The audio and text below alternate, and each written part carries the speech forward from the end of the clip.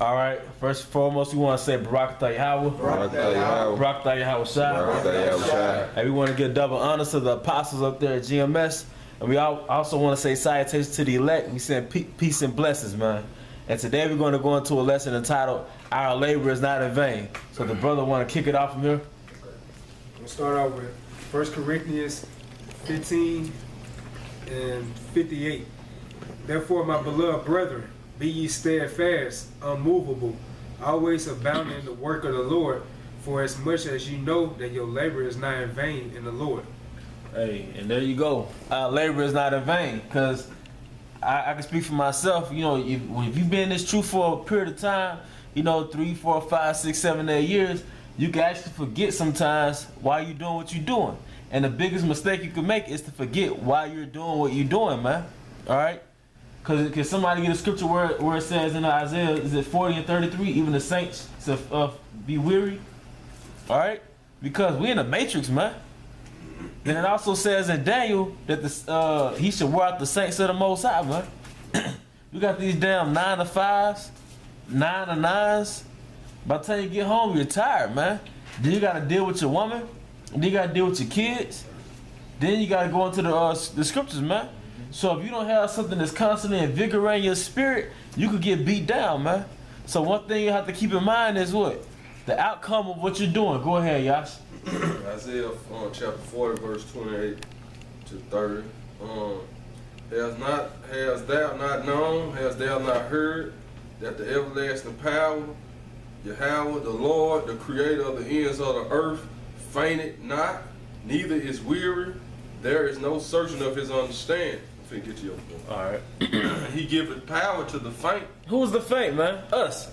And in the spiritual way, the word, he gives us power by way of the word. Whether it's like how the brother explained it in the lesson, what you call it, combustion or conduction?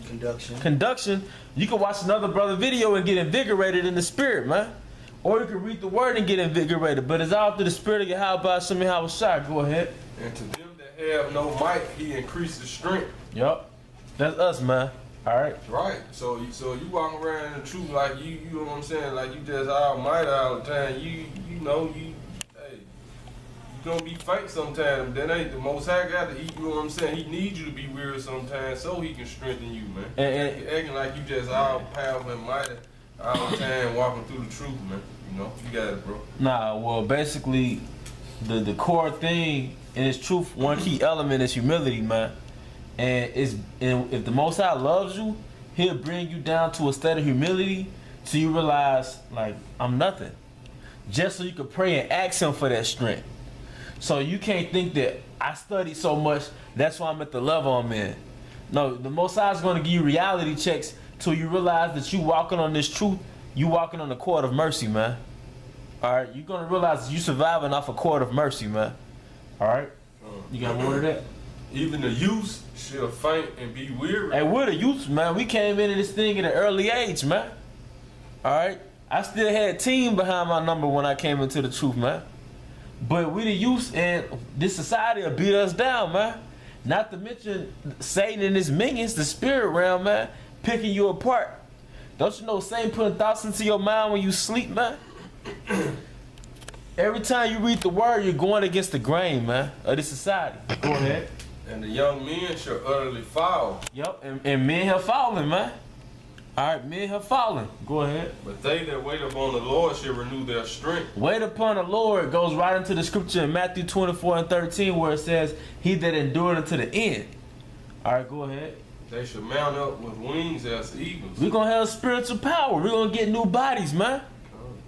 I'm ready to take over the world, man. All right? I'm ready to have human beings is my labor. All right, go ahead. They should run and not be weary. Every elect man is going to be a Hancock, man.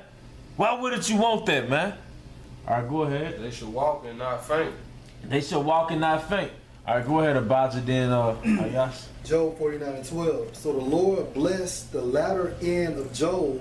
Why did it say the latter end? Because on your own time, man, read Job the first chapter. Read Job the second chapter, man. Look at the hell Job catch and ask yourself, why was it written? All right, Job lost his sons, his daughters, his flock. He lost everything except his woman, just so his woman could nag him. He had boils all over his body. He had chronic pain, basically, man. And back in the ancient world, a man's flock was his livelihood, man. Your goats, you needed your dairy for your goats. You needed your cheese, your milk. All right, you needed your cattle to help till the land. They all got slaughtered, man. All right, go ahead. All right. So Job, back in Job 49:12. So the Lord blessed the latter end of Job more than his beginning. Hey, guess what? You'll fucking lose your woman, man. Job lost everything but his woman. And on this side, you lose your woman. The Western world got you thinking you lost everything, man. But she could leave you while you're in this truth, man. Right. All right, go ahead. For he had 14,000 sheep and 6,000 camels and 1,000 yoke of oxen and 1,000 she-asses. Basically, the Most High gave him double what he had at first, man. And that's indicative of what we're going to have shortly, man. All right? A lot of us are struggling to pay our bills, struggling to pay our rent, struggling to stay afloat, man. Struggling to put $1 back in the bank, man. All right? But in the kingdom, that's going to be a joke, man. In the kingdom, you're going to have gold on unnecessary parts of you, man. Like, damn, this brother got a gold ring for a gold ring, man. Just making up stuff, man. The brother lamp is gold, man. All right? You're going to have the whole world, but you got to labor with that in your mind. When you at work and Esau got you working the overtime, you be having that overtime in your mind. That's what keep you moving, man.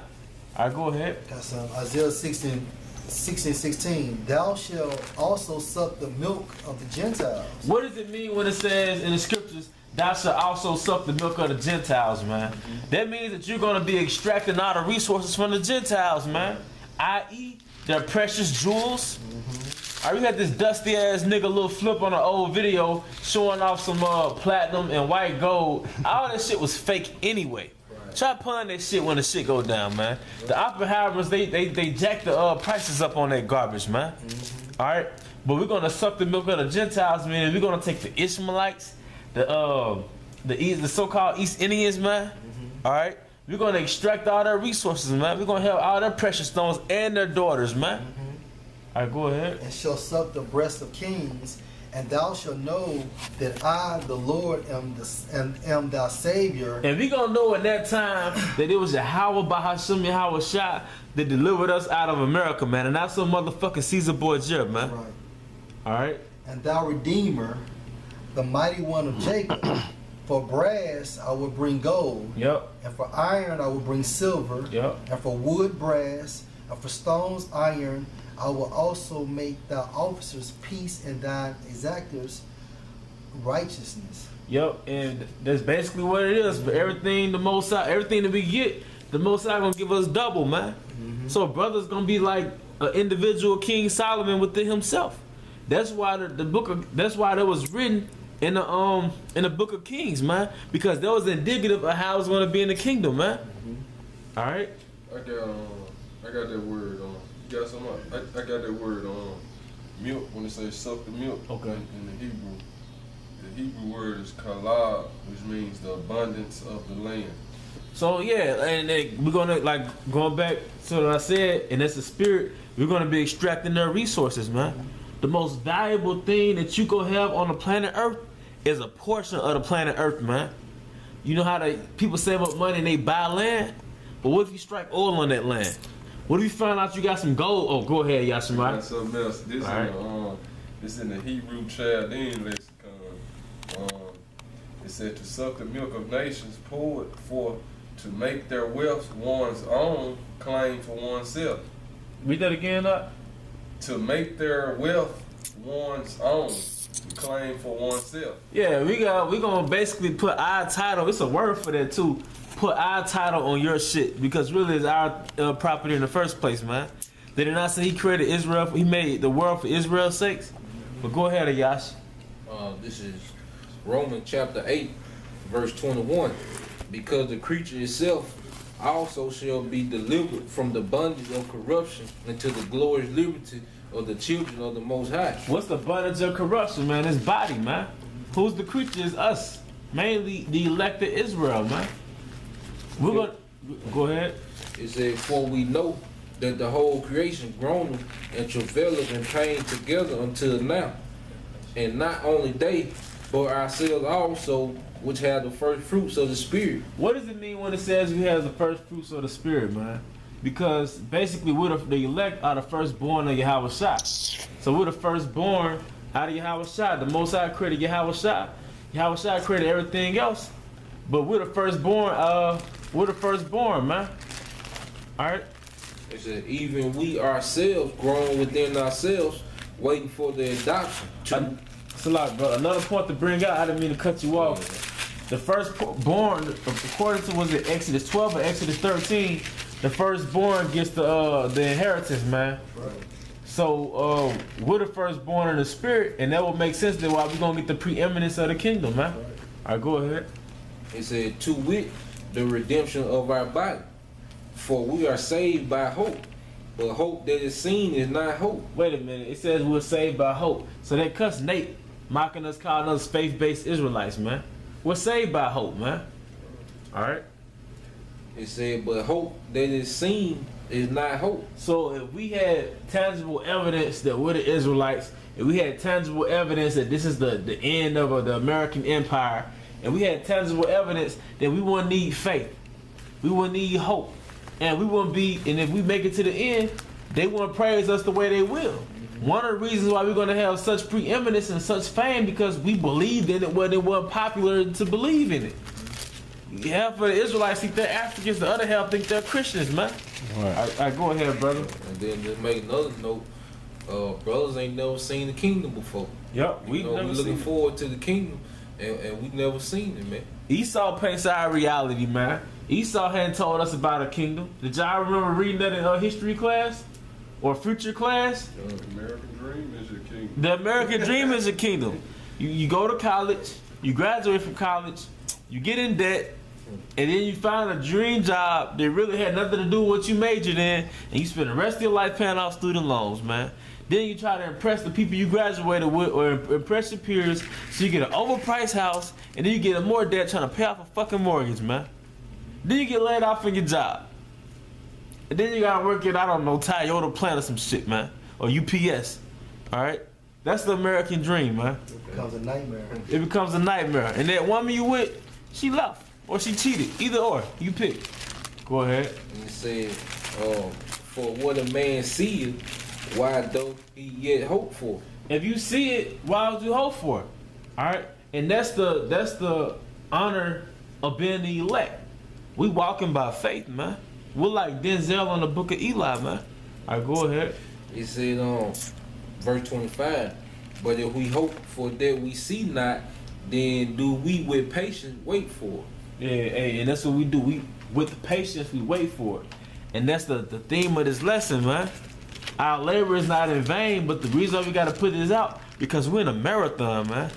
You got some brothers that came into this truth 2007, 2008, and they just started hauling ass. And people was looking at that brother like, ooh, he's fast. That's impressive. But guess what? He burnt out. A lot of brothers started walking. Brothers started cheating in the marathon. Brothers started running in other races, man. Because you got to pace yourself in this truth, man. And always keep your mind on the prize, man. Some brothers, they stopped. They stopped in the middle of the marathon like, I'm good, man. I'm burnt out, man. All right? That's it. All right, go ahead, Shakai. Alright, this Hebrews 6 and 10. For Yahweh is not unrighteous to forget your work and labor of love. You got to remember that, man.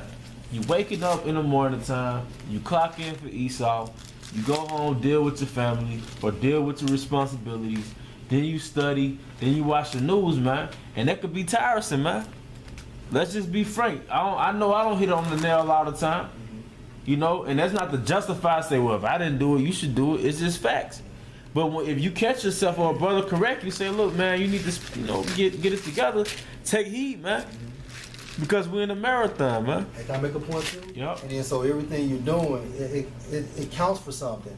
Whether it's going on the highways and the byways, fellowshipping, if you got offices, within your camp, holding your responsibility down, just being a good brother, you know what I'm saying, pushing a weekly video, so on and so forth. Uplifting a brother. Uplifting a brother, things of that nature.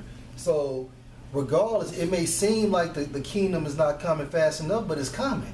And you're going to be rewarded if you cross that finish line, man. Hey, and that's another thing. The Most High remember the L's you took too, man. You was going to see Tamika, but the brother needed a ride. Mm-hmm. You know what I mean? And she got mad because you didn't come when she thought you was going to come. Yep. Most High remember that, man. All right? Most High remember when you didn't take that $25 an hour job because they want you to shave your beard, man. Mm-hmm. You didn't go down to the coast because they would have had you teaching on Saturdays and Sundays. Mm-hmm. Most High, he clocked it all in, man. That's right. Because a lot of these circumstances you find yourself, it's really an integrity test, man. And it's true. It puts you in remembrance of like the games like Sonic the Hedgehog, Yeah. Mario. Yup. You on that journey and you gotta collect your little tokens or your coins. It always be at the end, your prize at the end. You know what I'm saying? So each brother going through their trials and tribulations and stuff like that, and they coins, basically that's like the labor of love right there, what they doing for the brotherhood. So that's like coins they collected. That's like a spiritual investment you put inside your spiritual bank account. And at the end, that's your prize. That's the kingdom. That's that spiritual power. So it said, for the Most High is not unrighteous to forget your work and labor of love, which ye have showed toward his name, and that ye have ministered to the saints and do minister. So that's like serving another brother right there. You know what I'm saying? That's what minister goes back to. I got a quick one. Colossians 3 and 23. And whatsoever ye do, do it heartily, as to the Lord and not unto men, knowing that of the Lord ye shall receive the reward of your inheritance. So it's like basically you supposed to put out videos. If you're gonna put out videos, like 4 or 5 videos, it's supposed to be within the spirit. You don't you shouldn't put out a video just to keep up with the brother on the right or keep up with the brother on the left. You know what I'm saying? Because basically, and then hardly, you got to be attached to this thing, man. You have to sleep it, dream it, walk it, and breathe it, man. Go ahead, bro. Just make a point. You know, that's why that parable he gave 3 different men different amount of talents. Yeah. You know, every man that had the same talent, man. So you just got to use what talent you got to your best ability, man. Not trying to play keep up. And you might not have a lot of views either. But are you doing this for views or are you doing this for Yahawashi and Yahawashi? You know, you might have a brother that one view you had was that brother that needed it, and he might have been the elect. And not to mention the main views is Yahweh and Yahawashi. Yep. They see it, man. Yep. You know? Yep. Back in Colossians 3 and 24, it says, knowing that the Lord ye shall receive the reward of the inheritance, for ye serve the Lord Yahawashi. No matter where the brothers flip the script, are you finna say something, bro? Go ahead. No matter where the brothers flip it, it goes back to the inheritance, man. Yeah. We gotta push that more. As time progresses and things get harder, we gotta push the kingdom more, man.